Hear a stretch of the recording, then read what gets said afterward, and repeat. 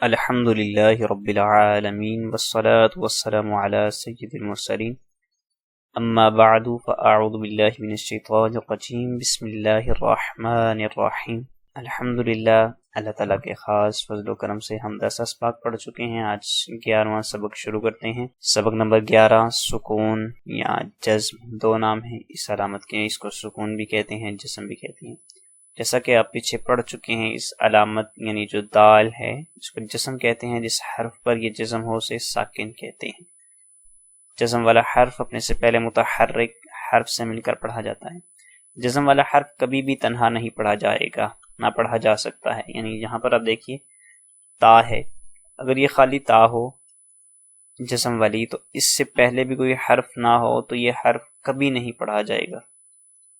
اس لیے اس سے پہلے ایک حرف کا ہونا ضروری ہے جس کے ساتھ ملا کر پھر اس حرف کو پڑھیں گے، اور اس سے پہلا والا حرف جو ہے وہ متحرک ہونا چاہیے، چونکہ اگر یہ بھی ساکن ہوگا تب بھی ہم ان دونوں کو نہیں ادا کر سکیں گے۔ حمزہ ساکنہ، اب یہ چاہے یہ ایسے لکھا ہو یا ایسے لکھا ہو، یہ دونوں حمزہ ساکنہ ہی پڑھے جائیں گے، ہمیشہ جھٹکا دے کر پڑھتے ہیں۔ حروف قلقلہ 5 ہیں، قاف، طا، بھا، جیم اور دال۔ ان کا مجموعہ قطب جد ہے۔ محض مجموعہ یاد کر لیجئے تو حروف بآسانی یاد ہو جائیں گے۔ قطب جد 5 حروف قلقلہ ہیں۔ اب قلقلہ کیا ہوتا ہے اور اس کو ادا کیسے کرتے ہیں وہ دیکھتے ہیں۔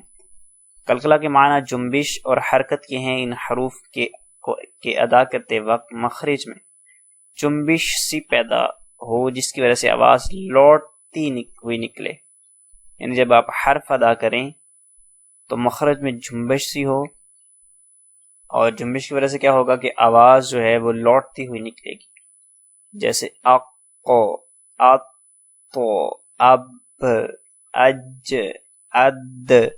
اس طرح جب آپ پڑھیں گے اد، ایک تو آواز لگے گی پھر واپس آئے گی، اد یہ لگی، د یہ واپس آ گئی، تو اس طرح ان حروف کی ادائیگی کریں گے۔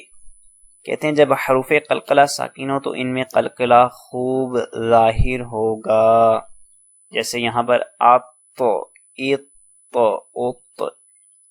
جب حروف قلقلہ ساکن نہ ہو تب بھی ان میں بالکل معمولی سی حرکت ہوتی ہے، بالکل معمولی سی جنبش، آواز لوٹتی ہے، لیکن جب وہ ساکن ہوں گے تو بالکل واضح طور پر پتہ چلے گا کہ یہ قلقلہ ہو رہا ہے یہاں پر، یعنی کہ آتو، ایتو، اوتو۔ ٹھیک ہے، آخری پوائنٹ ہے جی، اس سبق میں حروف قلقلہ حمزہ ساکنہ کی ادائیگی کا خاص خیال رکھیں گے اور ملتی جلتی آواز والے حروف میں واضح فرق کریں گے۔ تو یہ تھا ہمارا سبق کے چند قواعد۔ ہم نے دیکھا کہ جسم سے کے بعد ہم نے دیکھا حمزہ ساکنہ کی ادائیگی کیسے کریں گے، پھر ہم نے حروف قلقلہ دیکھے، قطب و جد ان کا مجموعہ دیکھا، پھر ہم نے دیکھا قلقلہ ہوتا کیا ہے، قلقلہ میں آواز کیسے نکلتی ہے، کب قلقلہ خوب واضح ہوگا۔ تو آئیے مشق کی طرف چلتے ہیں۔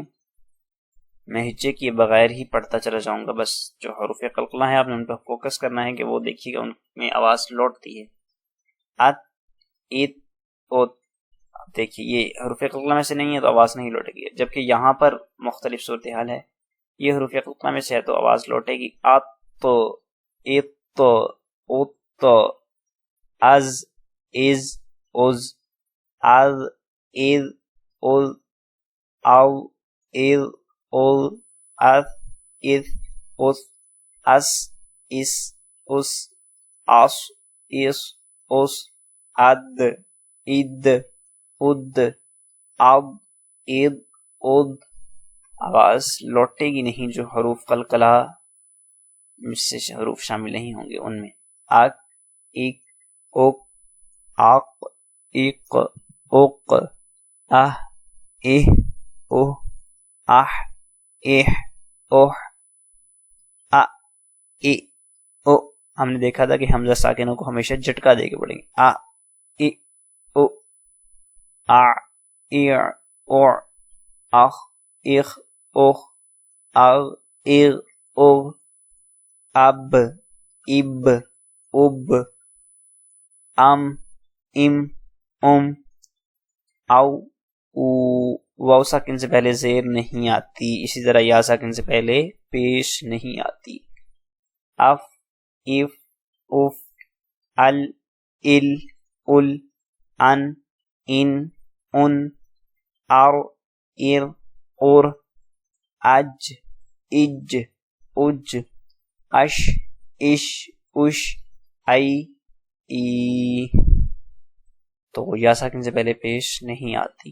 آگے مشق ہے، یہ آپ لوگ خود کیجئے گا، کچھ سمجھ میں نہ آئے تو میں بتا دوں گا، کمنٹ سیکشن میں پوچھ لیجئے گا، یا ویسے مجھ سے واٹس ایپ پر رابطہ کر لیجئے گا۔ یہ تو پچھلے تمام اسباق کی آپ کی دہرائی بھی ہو جائے گی، اور انشاءاللہ سبق بھی ازبر ہو جائے گا۔